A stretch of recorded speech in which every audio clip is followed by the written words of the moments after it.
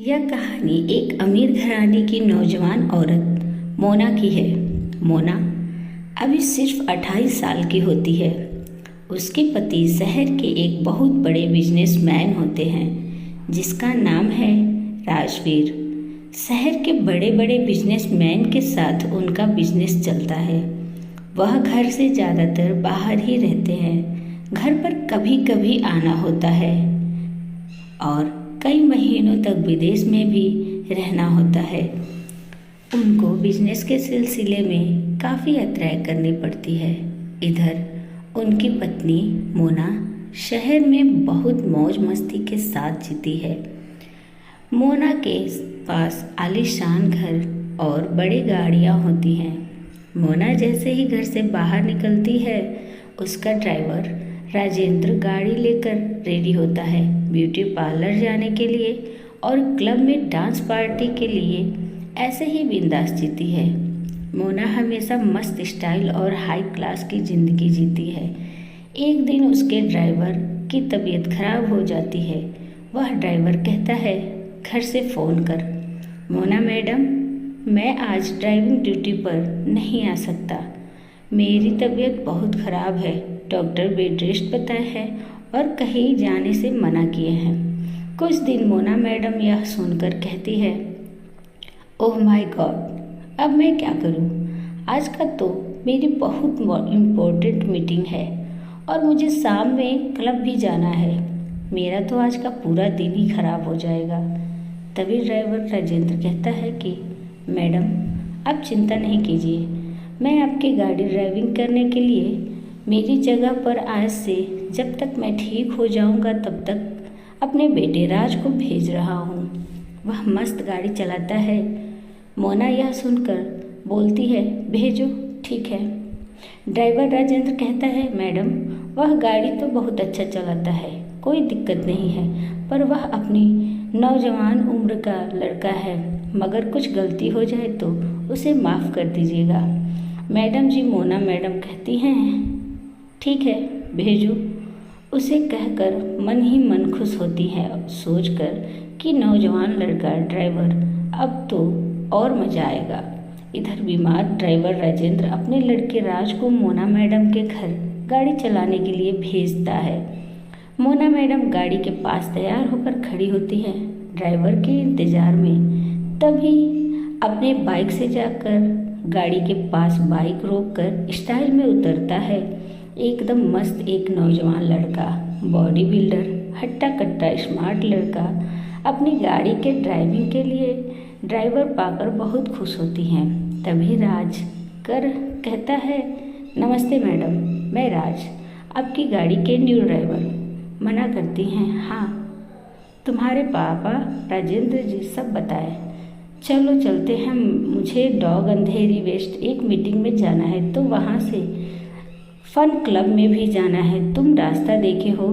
राज कहता है, हाँ मैडम, मैं सभी जगह और रास्ता देखा हूँ। मोना कहती है, ठीक है, चलो। गाड़ी स्टार्ट करता है और मोना बैठ कर निकलती है। मोना मन ही मन बहुत खुश होती है राज को अपना गाड़ी के ड्राइवर पाकर और मन में सोचती है कि तुम मुझे पहले पहले नज़र में ही भाग गए राज, अब तो तुम मेरी गाड़ी के ड्राइवर हो, पर कुछ दिनों के लिए मैं तुम्हें अपनी ज़िंदगी की तरह बना लूँगी। रास्ते में गाड़ी ले जा रहा होता है।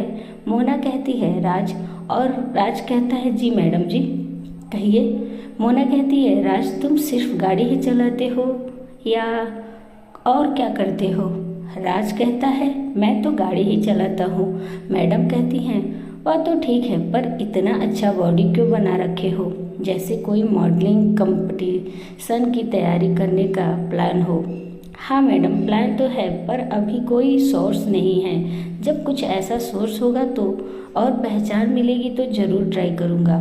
यह सुन कर मोना कहती हैं, तुम्हें मिलेगा नहीं, समझ मिलेगा तुम्हारी, मिलेगा नहीं, समझो मिल गया। तुम्हें मैं सब बनाऊंगी जो तुम बनना चाहते हो, क्योंकि तुम बहुत अच्छे हो, अच्छा से बात किए हो, तुम्हें मैं ज़रूर मौका दिलाऊंगी। राज कहता है, ठीक है मैडम जी, इसके लिए आपको बहुत बहुत धन्यवाद। थोड़ी देर में गाड़ी मीटिंग होने वाली जगह पर ले जाकर पहुंचा देता है। राज मोना कहती है, मैं अंदर से मीटिंग करके आती हूँ, तुम गाड़ी के पास रहना। राज कहता है, ठीक है मैडम। राज गाड़ी के पास रहता है। मोना ऑफिस के अंदर चली जाती है। मोना कुछ देर मीटिंग करती है और फिर राज के साथ और सब कुछ जगह पर जाती है। मीटिंग सीटिंग करती है। जब शाम के 8 बजते हैं तो मोना कहती है राज से, अब तुम गाड़ी फन क्लब रेस्टोरेंट में ले चलो, वहाँ पार्टी एंजॉय करके घर चलेंगे। राज वैसे ही करता है, गाड़ी लेकर क्लब जाता है। मोना कहती है, चलो तुम भी अंदर चलो। राज को मैडम क्लब के अंदर ले जाती हैं और सभी दोस्तों के साथ डांस करती हैं और खूब पेप्सी पीती हैं, मस्ती करती हैं। राज को भी कहती हैं पेप्सी पीने को, पर राज मना करता है, पर मोना बार बार जिद करती है। मोना की खुशी के लिए थोड़ा सा पेप्सी पी लेता है और वो राज को अपनी बाहों में लेकर खूब मस्ती एंजॉय करती हैं। जब टाइम ख़त्म हो जाता है तो वह राज को कहती है, अब घर चलो। मोना इस हालत में नहीं होती कि वह खुद गाड़ी में जाकर बैठ सके, इतना मस्ती में होती है। राज किसी तरह संभाल कर मोना मैडम को गाड़ी में बैठा देता है और घर ले जाता है। घर ले जाकर गाड़ी से उतार कर मोना मैडम को उनके रूम पर पहुंचाता है और जैसे ही वापस आने को कहता है, मोना मैडम हाथ पकड़ लेती हैं, मुझे तुम्हारी ज़रूरत है, तुम मुझे छोड़कर मत जाओ, तुम मेरे पास ही रहो, बैठ जाओ, आओ, मैं बहुत दिनों से अधूरी हूँ, मुझे पूरा कर दो, मेरी उदासी दूर कर दो, मुझे खुशी दो, मैं तुम्हें हर खुशी दूंगी जो तुम्हें चाहिए। राज, ये लो 1 लाख रुपये पर मेरे साथ टाइम स्पेंड करो। राज यह सब सुनकर हैरान रह जाता है, पर जब पैसा देखता है तो सोचता है, जब मैडम खुद चाहती है यह सब और इसके बदले में पैसा भी मिल रहा है तो क्या सोचना, एंजॉय के साथ पैसा कमाना चाहिए मुझे। राज पैसे को अपने पास रख लेता है और राज मोना मैडम के करीब जाता है।